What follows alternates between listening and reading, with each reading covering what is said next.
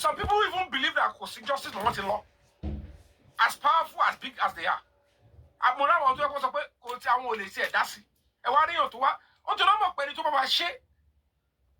You must be willing to get a lot of bruises. Because you want to seek justice amongst the same people that took justice away from the boy. Experiencing it. So immediately I delve into it. I'm into a serious mess. But I cannot go back. And I keep saying it. When problem telling you, they don't threaten me with abuse on social media, using fake accounts, telling hosts abuse Yomi.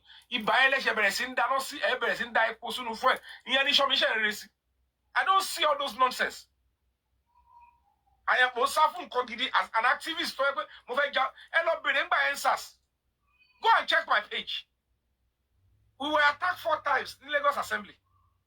One shy on what you buy, one told me, play on you. I slept on the floor of the Lagos Assembly. Then, Lekito Gate. 10 days, I didn't shower. 10 days. And the people know that I'm doing it genuinely. One investigate Bogua, DSS, everybody. Let's see. Arrest our topic, one sponsor. They on your team. Yomi Fabiyi is just doing his own as a Nigerian citizen that stand by the masses. Because if truly I'm an actor and I have fans and they arrest them, they torture them in police station, there is police brutality. It's my duty to stand by the people. Me, you understand by acting as a celebrity. Because my own pet project is human rights. And you need to accept it. It's certain. The actor to Loruko don't go deep into human rights. It's strange. So you will still keep thinking he is doing this because of something. Nítorí kíni. Tí bá fẹ́ live life, bí wọ́n ṣe bí ìṣẹ̀lẹ̀. Níbi tó náà ṣì kẹ́yọ̀dé, èèyàn ti bá débẹ̀. Mo kọ̀ pé jẹ́ ìyẹra síbi tí mo ti lè sọ̀rọ̀. The kiss lọ seek asylum. Now, gbogbo àwọn tó ní lọ seek asylum yẹn. Nígbà tá a sílé ẹ̀ ṣe lọ seek ẹ̀ ṣe lọ jà jà. A tún padà dé ẹwà dúró nǹkan ta tún rọ́. Ẹ̀yin náà lè tún block yẹ. Ẹ̀yin náà ṣé bẹ́ẹ̀ yẹn máa live life ni. Everybody should search their conscience. I tell you, don't deceive me. Maybe I put one on my side. Search your conscience. And the next thing, they to jump. See, very that I say, Tavi, let me jump better. And you tell you, you know, let's talk about let you shake it. What? Move come back now. Maybe I thought arrest the very dark man. EFCC. Go back to their pages. How many of these people? How many of you post that they should release him and put up a statement? This one, statement on page. You think I just post on my social media? You might not like. I don't need crowd. I don't need comment section. It's just for me to talk. Use my platform to talk. On top of social media, she has a celebrity in here. And you man set up social standard, celebrating comment section. The essence of social media for a celebrity is to use your platform to express yourself on personal things or things that concerns you, are beneficial to the society. You just want to talk. How the engagement to go is secondary. And that is why our colleagues that are on Ishe.ti, our Mota Shorefu, Tabu industry, don't create fake account on Emma Buruko Yobige, tell say that he doesn't like women. When all my life I've supported women. Oh, Benito something like Emilio Lafu on the career at one life. At the end of the day, Coca-Cola, they are not seeing them as one of the actresses. Always okay, when we are looking for movies, we want to see because on a blue left him, do copa, do ba, do awo, do gbogbo. Awata ati e se koko le nba lorúkọ jẹ́. Orísun, èyàn bá Orísun e jẹ́ kó no vega. Photo náà lè fi ya. Ó máa fi pé ìyàwó èyàn kan e lè jẹ́ èyàn kan di ṣe. Because ẹ ti gbégun, ẹ lè ṣogun, ẹ lè ní ogun, ẹ lè ní gbogbo ẹ. Kò lè last. When social media deceive you. Wabame. So all these things, or when you see me delve into something, me mokoshi labo, me dem mokoshi pẹ̀lú pretense. Again, package pé I be celebrate me moshi. To ba won mi kin lọ sórí page mẹ́wàá, ẹ bá pariwo lọ́la, ẹ má bá mi ńbẹ̀. To ba won mi kin jáde ní ìdájí pé wọ́n sọ̀rọ̀. Nígbà tí máa ń gbọ́, tí máa ṣe pé mi ò gbọ́. Ṣé kọ́ lè bá like mi, kọ́ lè sọ pé I'm a celebrity. Ṣé yẹn ni kókó ni? Èmi ò mọ̀ ṣe, ó ní máa ní èmi lára. Tí bàrà ó gẹrun máa fi rúnlẹ̀, máa lè ṣe show. Or to not because every time you have a satisfy people that doesn't care. People that care will listen to your words, will see your commitment. Because I can't stay forever. I can drop dead anytime. What I to be 90 years. So my 89. 1 year to cool my coffee rest. Tó bá kú 90 wọ́n pa ẹ́ ni, a máa róògùn yẹn. Gidi ẹ̀kẹ́ bá wọn pò. Torí pé àwọn gbọ́dọ̀ ilé bàbá bá ṣe jọ́ nìyẹn ó sì ń jupa jù sẹ̀. Pẹ̀lú bàbá gan máa ń ṣàwọn kọ̀mítọ̀ máa ń họ́ọ̀fù àwọn òpè. Bàbá gan ti ń dọmọdé. So that is the beauty of what we're talking about. Kò ń ṣe ìpín ìgbéraga. Where the fan kọ́kọ́ sọ lé ayé pé I met Yomi Fabiyi on the road. Alára ló ń gbáraga, ẹni tó bá mọ̀ pé òun tó gbangba sílẹ̀ náà ló máa gbáraga. Alára ló ń gbáraga yín ò sínú bàárẹ̀ àbẹ́ ẹni bá léèyàn gbéraga. Kóun náà kẹ́nítọ̀ náà ga pa. Àjọ láṣẹ wà pa. Ẹ wá ní títorí ẹ pé mo gbéra mi lẹ̀ kẹwàá bẹ̀rẹ̀ sí ń tẹ́ mo ti gbéra mi lẹ̀ kájọ jàjà yín ni. Ó ti bú mi lánàá, Kàrímọ́ ti bú mi lánàá. Ẹni tó dẹ̀ pè mí kò ló ń mú wá pè mí. Kò lẹ́sọ pé pàtó wá pè mí mo dá lóhùn. I took my time. So báwo lẹni tí ó pè mí pé ẹ wá bá a dá sí nǹkan. Let's do it together in this side. Ẹ má dá ṣé mi tẹ wá yẹn. Tí mo dẹ̀ dá lóhùn. Kẹ́yìn kan wá sọ pé mo dá lóhùn torí ṣé ó promise mi lówó ni àbí ó ti kọ́lé fún mi o àbí ẹni yẹn tẹ́ ẹ sọ yóò ti ralẹ̀ fún mi. Àbí ó ti gbé kò ṣe ọkọ fún mi rí. Mo kàn wò pé let me honour this person. Mi ìwọ̀n bóyá kò sí bóyá fẹ́ ṣe irú nǹkan yìí. It's a game of life and death. Ẹ wo bọ́mọ ìṣe bá mi sọ̀rọ̀ bí ọmọ 26 years old. Tó bá yẹ kó ti ń bímọ ṣé yóò ní sí mo ti ń dókòwò dẹ̀ mo ti ń dóbò mo ti ń sọ pé mo ń tọ́sí as at 19-year-old tí mo mọ̀ kókè o àtọ̀ mi ti ń dọmọ 19 ṣé mi ní ti bí ni ẹ bó ṣe ń fi mí kọ́gi tó ń fi mí kọ́ pẹ̀ Yomi Fabiyi yẹn ṣe kíní kan tó tún ń gbé mi ṣépè. You understand? Mo kọ̀ pé mi ò lè I can't engage her directly má lọ fi kọ́ bá mi sọ̀rọ̀ ó lè wá bẹ̀rẹ̀ sí lọ sọ̀sọ́kùsọ̀ kiri ọlọ́mọdé ọ̀hún lọ́kànga spirituality controls the physical. Ẹ wo nǹkan tí ìyá Mohbad yẹn bá mi pò nínú court nínú conference. Cat ẹ wo bó ṣe ń gbé kí n gbá tiẹ̀ ó bẹ̀bẹ̀ ó tún bọ́ta olóhùn bẹ̀bẹ̀. She tried to beg and no sorry o. This guy has been obstructing justice and has been running his mouth. Yomi Fabiyi yẹn ó lè ní mo bá pé wọ́n tún wá sínú conference stop extorting the public mo bá pé ẹran kú sílùú àìlọ́bẹ̀ o. So ẹ̀yin tí rò pé ti rí sí finish lẹ́yìn ṣe lójú ara yín yẹn. If God made me to be tó bá jẹ́ pé àwọn ṣẹ́ tó jẹ́ kó pọ̀ jù lọ́wọ́ mi ní time mo lè bá lè ṣe bon tí mo ṣe. Sometimes sọ́lọ́ bá jẹ́ kó ní no má worry I will take everything that you need those luxury you must go and fight that battle and you have to do it. They keep coming up thinking owó kíni àti ní ọ̀sán pé kì í yọ mí o gba 200 million ṣé mo lórúkọ débẹ̀ ní tí wọ́n lè gbé fún mi Francis marie mi á lóun fẹ́ kí mi lásán lóyún àkókò kọfẹ́ rójú mi sójú $5,000 ẹlẹ́mọ̀ àní àmì sáà mi ó kẹ́ ẹgbẹ́ ilé ìsinmi kí ní bẹ́ẹ̀ let me just tí mi ò tiẹ̀ ṣe advocacy rárá bọ̀ ó dọ́dọ̀ tí yín sí ẹ̀ máa fi $600,000 ẹ̀ máa fi rọ́bìṣì yàn ládùúrú nǹkan tá a ṣe yẹn ẹ wá sọ nǹkan tẹ́yìn ṣe ọmọ ìyá yín mélòó lẹ rán sójú ogun yẹn tó ṣe nǹkan ẹ rí kankan rán. That's culture of respect and sacrifice and gratitude. Ó dá o tọ́wọ́ bá fi tọ́ yẹn fi tọ́ mọ́ o. That when you see people Nigerian police torí tó ń lọ wọ́n máa patrol lóru with vehicle yẹn ó lè jà káàkiri atẹ́gùn burúkú lóru yẹn ẹ̀yin máa sùn ọlọ́pàá máa patrol. You still want to tongue lash and abuse police officers. You see soldiers risking their lives in the storm. You don't pay respect to them. Amitais Day, at Wabaji, at show respect. It's because our culture of gratitude is too low.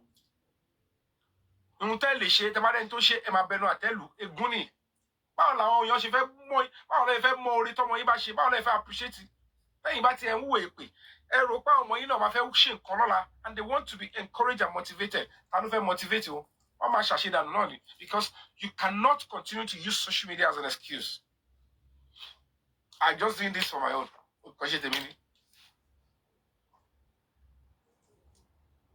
So whatever the case may be, we'll see it at the end of the day, and justice from above will come. But know my own and my style for me. What I can't finish, I don't start. Yeah, I'll go on the bed. what I don't start, and when I do my things, you would think I have something extra. Automatic bere, Mount Taraboni. Ogbeja to ya ima ku stage kan. Ṣé wọ́n ẹgbẹ́ yẹn wá ẹgbẹ́ Yomi iṣẹ́ kí ló fẹ́ ṣẹlẹ̀. Ó yá, ó tún set me up. Àní owó believe kó wà tí bọ̀bọ́ yóò ní nǹkan kan. Kí ló yẹ tó máa dúró tó yìí? Because they can't understand. They don't understand. So, ọlọ́màjà ṣèrè, ọlọ́màjà ṣàwọn Yorùbá tó. Ẹ jẹ́ kó ní kálukú fi wọ ẹ̀ mọ́, bó bá ṣe mọ́. Let's pursue this justice. If you are doing whatever you are doing in your own right, do it. But don't panic. They don't need me to write statement now. It's not really that, because I've written in about 4 different places to harmonize. So naturally, if it is a fresh petition, they cannot take action on my petition without me writing statement. But because I've written statement in the same panty from inception, last December, and what you call first petition or first statement. By any Karimo Evi sọ pé Sheripolo àwọn panty ò dáyọ̀ bí fabiyi lóhùn fake petition ni. Fake petition ló ti rí sí Sheripolo ó ti lárùn ọpọlọ. Ẹ̀yin tó ti wá deceive pé fake petition mo kọ lọ. Níbo ni case yẹn padà ẹni kọ́kọ́ ó padà dé. Ṣé mo kọ fresh petition lọ́bẹ̀? That is to let you know that these people, that's what they do on social media. They say junks. And after then, I wrote another petition, another statement. The Office Commissioner of Police, Special Squad 1. That was where Damola was charged to court on 5 count charges.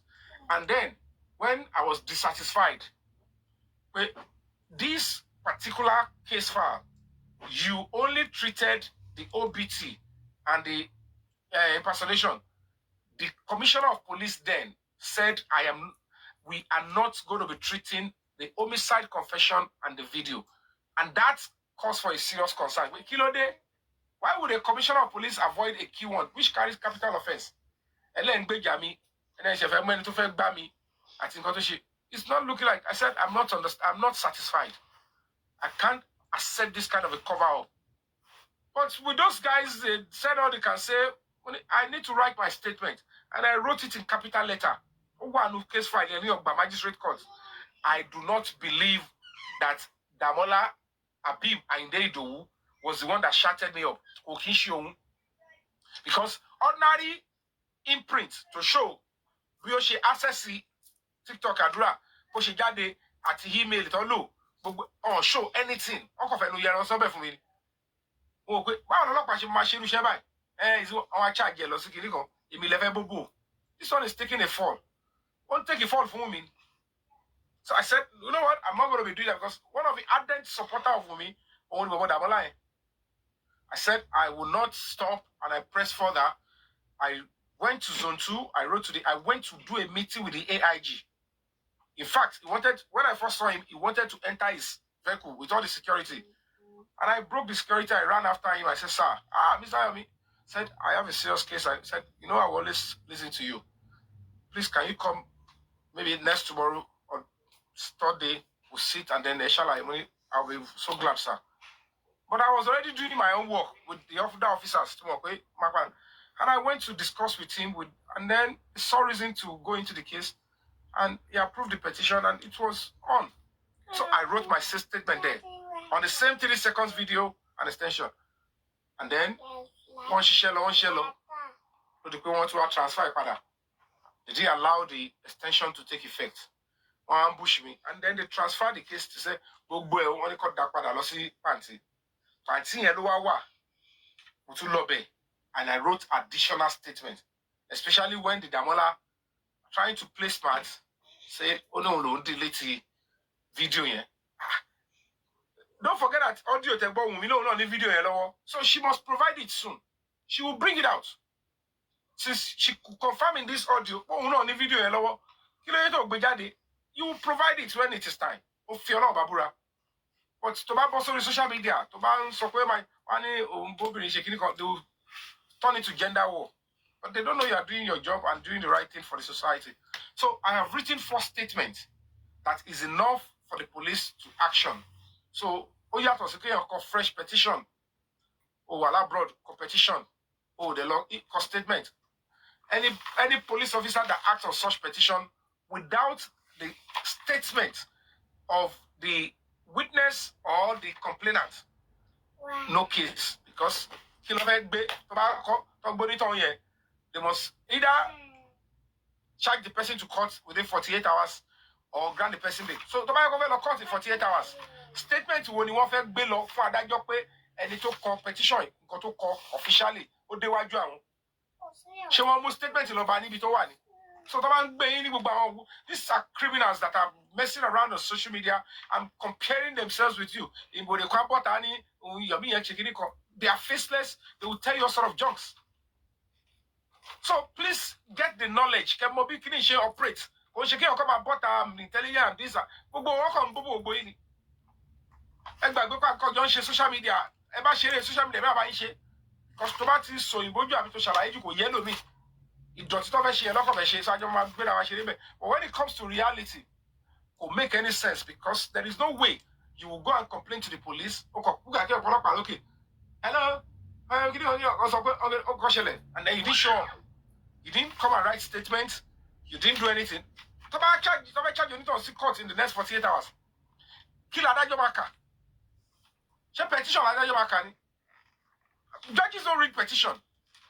They want to see the statement because in that statement, you will tell them your age, your religion, your education, the work you do. That is how the judge will get familiarized with who is complaining. That is a standard procedure. And there is no way they can't send something to you. Statement form. Possible. So if anybody says they have done their own, call or face it or not. I have my own journey. I have what I've been doing. All this comparison, trying to bash your fabiyi's name. If I turn against you, I won't tell you when I'm going to get close to you. I will seek my justice to the letter, to the last. Come on, Yomi, our fans say, no. Taking undue advantage of my reputation. This is my. Anytime, Sunday will make sense. More pedigree. I'm compare. Just because the public look at what I'm doing and they support my NGO. How does that look like I'm not faithful?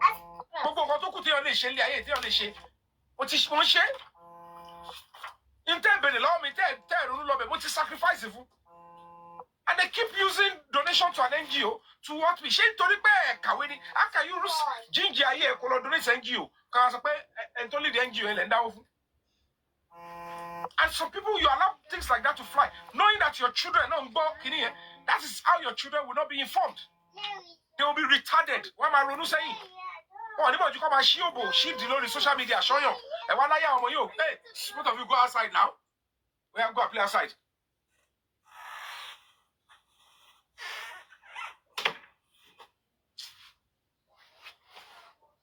Study when I'm talking, stop making that noise.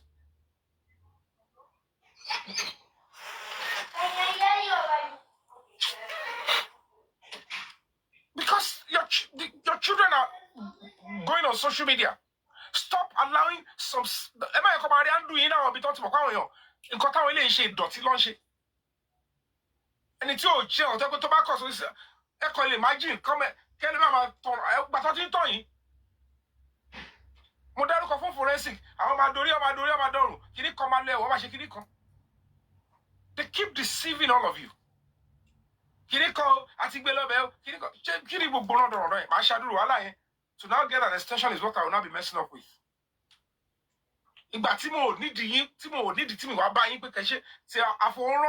Heavy. Resources. I don't come to meet anybody. If you see me come to say we need something, it's because come and support what I'm doing. It's what is passionate and is uppermost in the heart of all of us. But some people, you keep allowing them to brainwash you.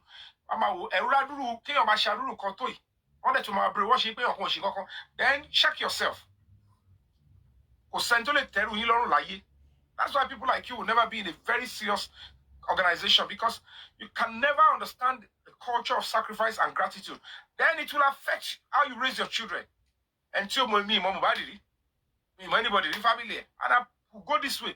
And anytime me a face the family at anyone, because I want to be a top of the people draw that out and good structure. Come on, come on, family that can me, come on, mo fi ọlọ́ọ̀bà búra kò ṣe pọ́nrọ̀ ẹnu ẹni tó fẹ́ tẹ̀ sí mi lójú even ọlọ́pàá tó fẹ́ tẹ̀ sí mi lójú àárùn dáadáa.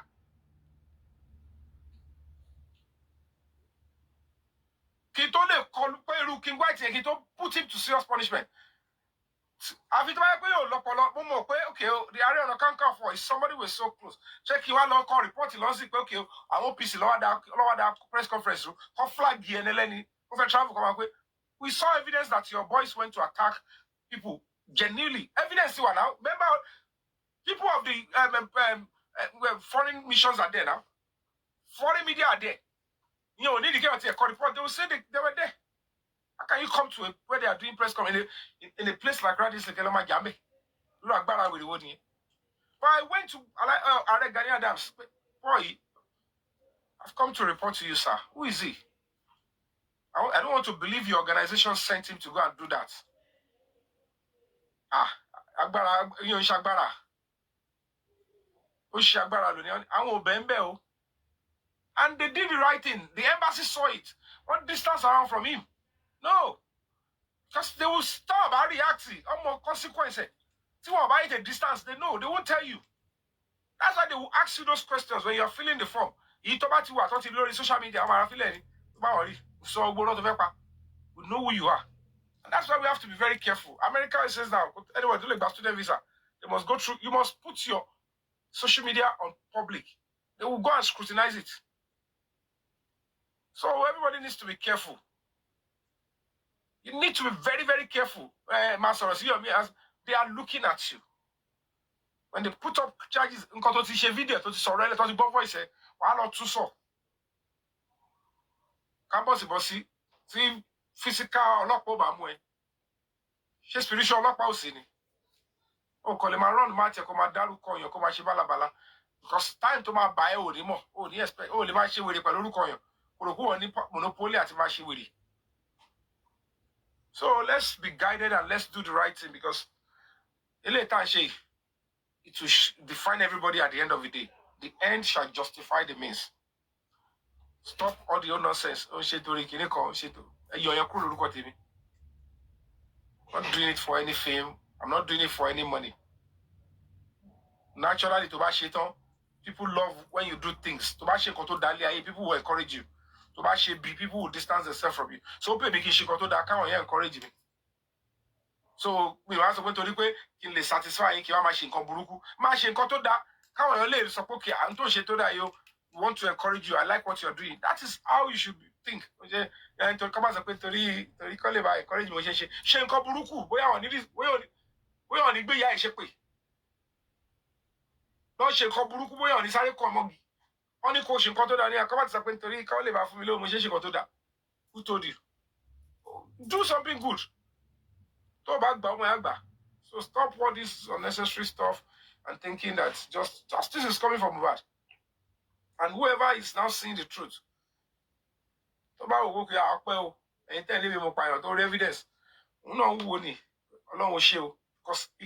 Johnny, I'm talking about you that are genuinely standing by us and this human rights organization. Justice for bad. Anybody to share anything saying, it's lose. So anybody can still come in and do whatever they want to do. It doesn't really matter. But for you to now want to say FFO, no, don't do that. Don't do that. Don't do that. Because of my social media stuff. It's really on me. Oh, you're mad here. Let me talk. Money share me low. Mo pa gbogbo bí tí mo ti ń rí owó tì. Mo face mo ṣe lé. So rí mi tán. Kọ́kọ́ ṣe mí o. Kọ́kọ́ la adìẹ jẹ ká gbàdo tó dá yìí o. But if duty call, since people public are supporting the NGO, I will deliver on that mandate.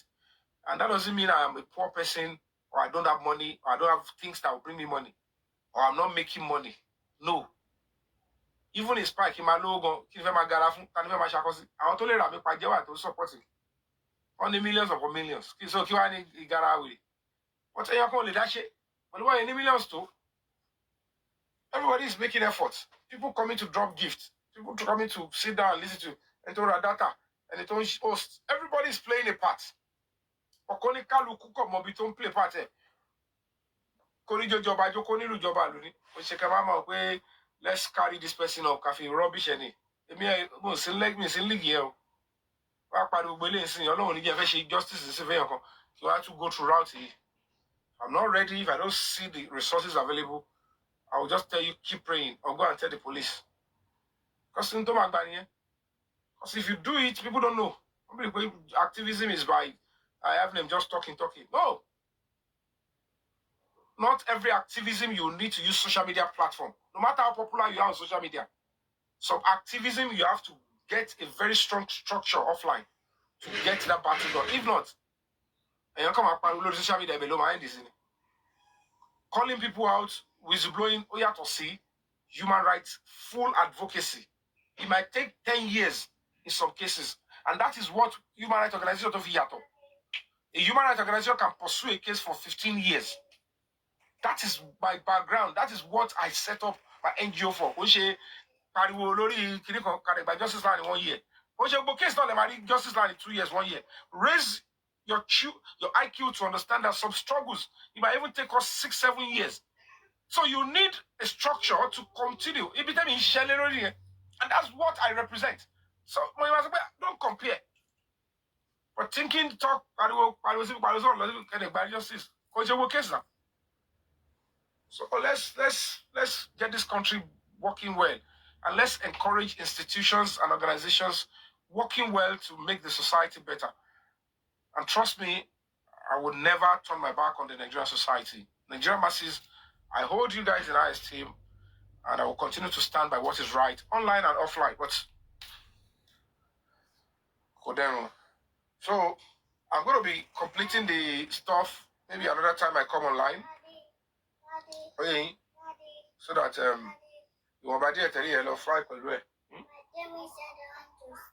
you want to sleep? Yeah, go on bed. And don't disturb me. Put all the what are you doing with toys? Want to go and sleep with your toys? Why will you sleep with toys?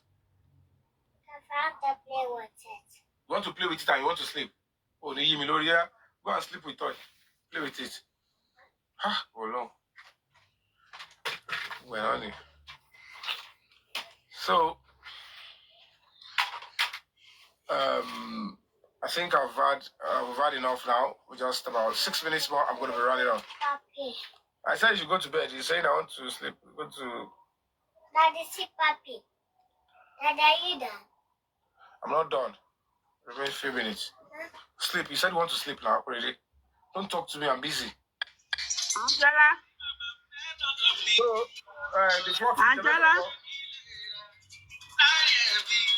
Angela ti sùn ni. Angela. Mo gbọ́ tá à ń lọ níbi lánàá ẹ̀ka alẹ́ o Kàrímọ́ fún mi ó fi mí wé ṣe ń di o. You hear those that left the house 3 a.m. again. I'll play it tomorrow. Ó bú mi ó fi mí wé ṣe ń di lánàá. Kàrímọ́. Ó ní nǹkan tèmi ṣe ń bá òun jà ó ní nítorí Yomi lèmi ṣe ń bóun jà bóyá sọ nìyẹn ò lánàá. Mi ò mọ̀ Kàrímọ́ lánàá ni o. Mo wà lórí paparazzi. Àṣàní lọ fẹ́ backup mi ní ìkejì ẹ̀ TikTok mi kejì lélẹ́yìí. Ṣé bá gbàrà lé wọn kọ́ ló sọ̀rọ̀ yìí? Èmi ni mò ń sọ̀rọ̀, èmi náà l'Àṣàní lọ. Can you imagine? Ó bú mi ó fẹ́ bú mi wé ṣe ń di lánàá. Ó lé ní mi ta gbọ̀ngàn. Ó ní mi lábẹ́rẹ́ mi ní kí Ìyábọ̀ Òjó sọ bí tó ti lọ ṣe yín fún mi. Olórí burúkú ọmọ tí ò gbọ́júmọ̀ yẹ ẹ̀. Mo ṣe ń pa báyìí ó ní mo wà lórí àjọlé Olúwa àtọrí láti ṣe mo lé mi níbo mo ti ráyè rádà kí n tèmi pẹ̀lú títí ẹ̀ tí mo fẹ́ máa bu. Gbogbo kébékébé tí Kàrímọ́ yẹn ṣe yẹn.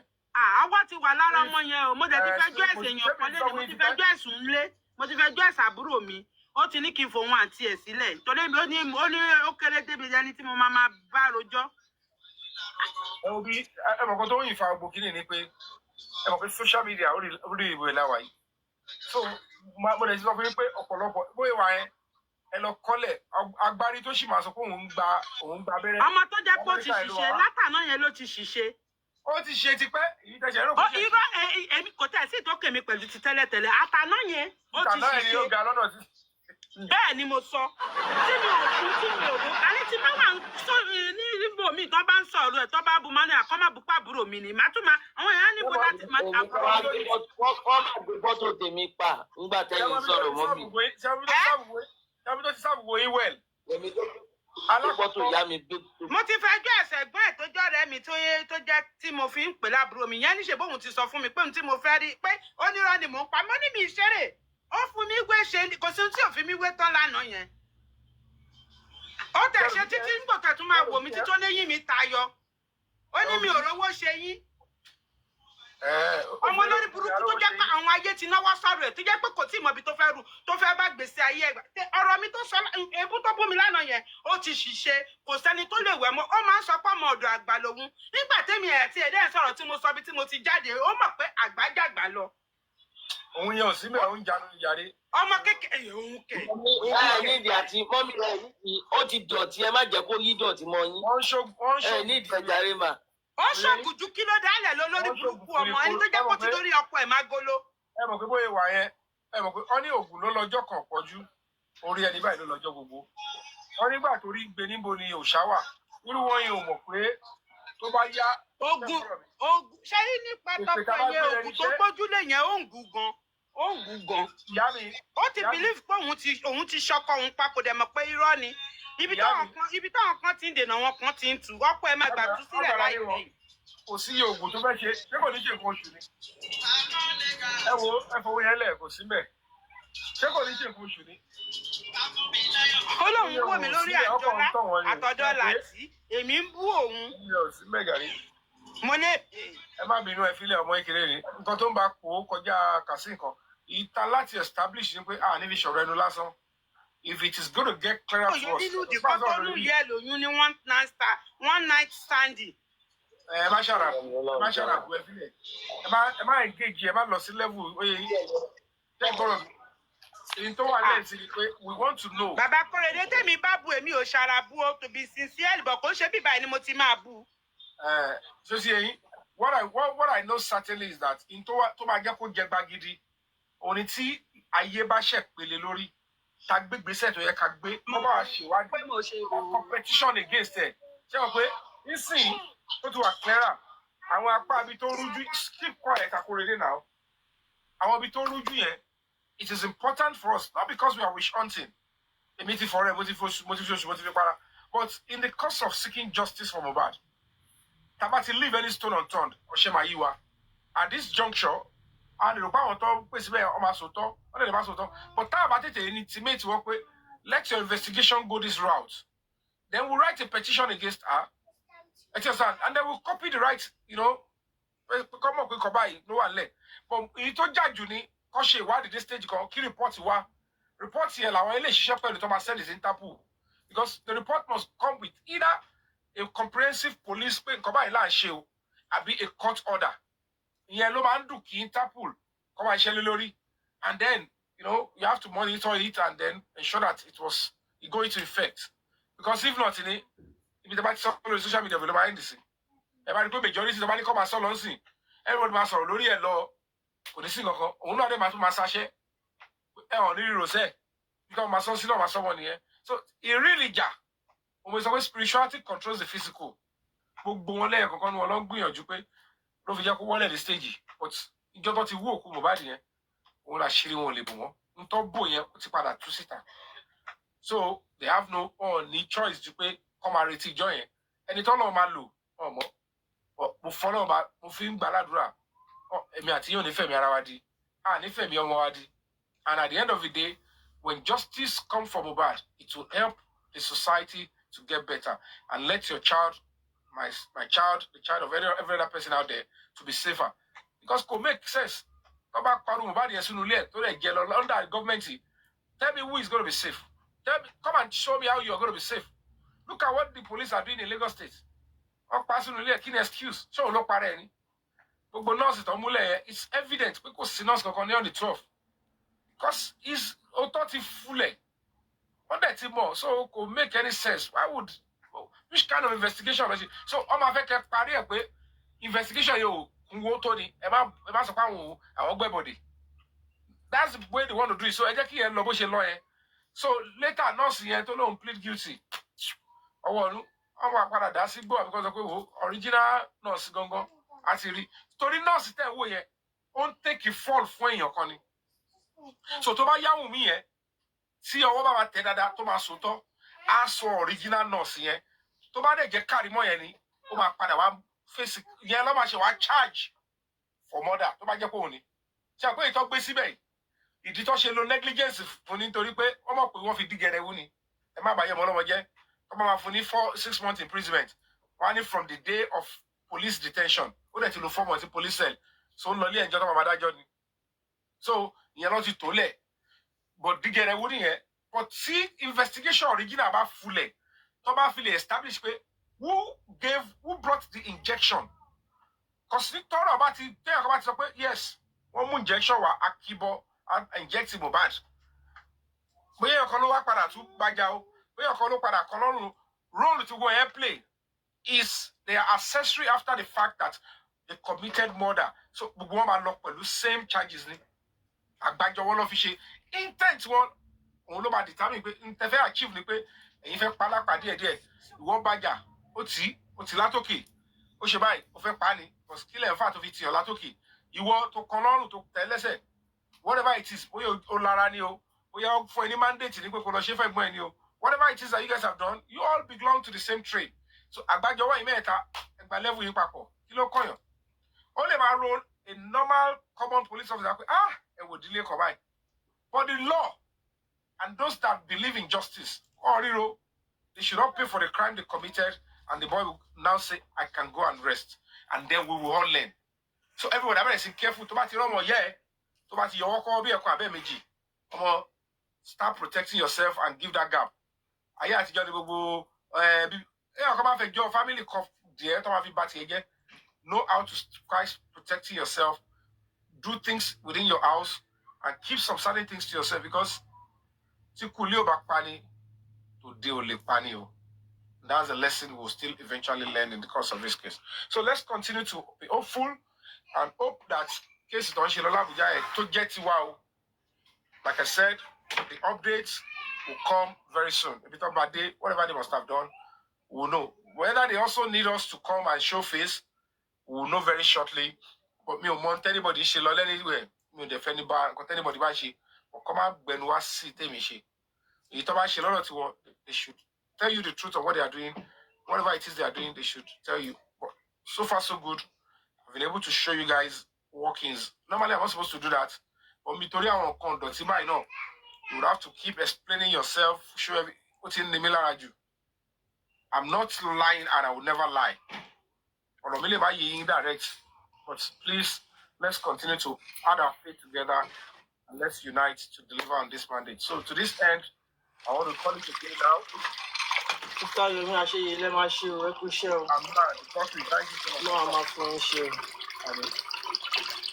thank you so much. Thank you. God bless you all for coming through. Senate President Expander, warm regards to your family, Bamiki Madam, and to your beautiful daughter, Asunjio. Please remember to sleep. Dasala, you came up and thank you. All right. So to this end, I'd like to say thank you to first and foremost. And say my greetings to Korede as well. Thank you so much for coming through to my comment section. This is for you guys. Thank you.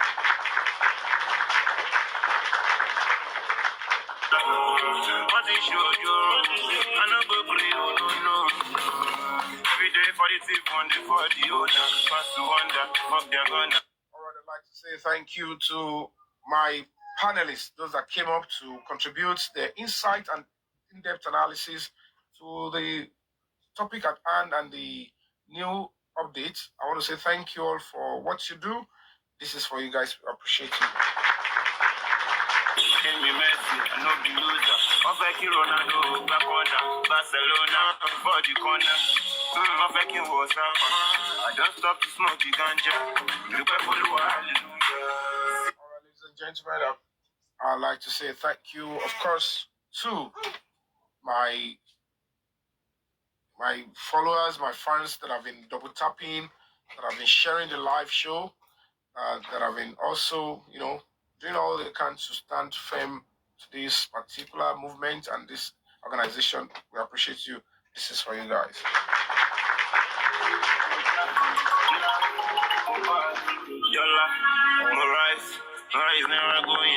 All right, without missing words, I'd like to say thank you, of course, to my moderators and senators of Break the Silence Foundation, human rights organization on this particular platform, on this TikTok. You guys are a strong pillar. Thank you for volunteering and thank you for investing your time, your experience, your resources into the promotion, promoting the frontiers of human rights. It's quite valuable. It shall be counted for you. This is for you guys.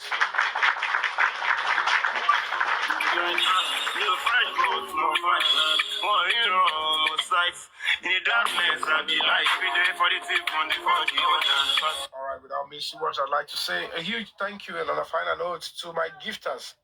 The gifters are the pillars of this particular movement because gifting through this platform is quite encouraging, quite motivating, and I really hold you guys in high esteem. With or without, with you guys, I don't want to I beg your pardon. With you guys, the resolve is always stronger. Thank you for coming through and thank you for doing this with us. We appreciate you. This is for you guys.